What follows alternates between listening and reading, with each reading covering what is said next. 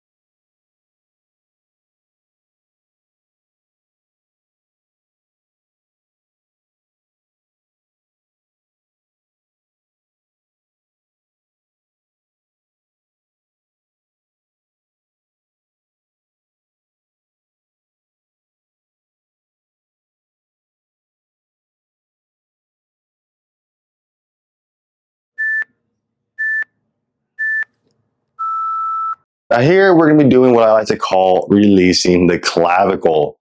What you want to do is start off with your chin tucked down, grab as much tissue as you can in your skin all the way down to your clavicle, and then slowly lift your head and tilt it away. Even move your jaw in different directions and you'll feel a nice stretch. Now I do recommend doing this nice and slow in the beginning because you may end up feeling what I like to call tears. They're really not tears. They kind of scare you for a second. It's a nice little burning sensation pretty much where the fascia is actually loosening up and opening and allowing better sliding. So again, the idea here is just get some tissue, try to push it down towards the clavicle, towards the collarbone. And while you do that, you're going to lift the head up and rotate and move in different directions, and even take your jaw and try to open it up and move it in all these different areas, and you'll feel the different tension lines within the neck area. So for this, go ahead and do this for 1 to 2 minutes on each side. Just start off nice and slow, and then if you feel comfortable with it, then gradually increase pressure.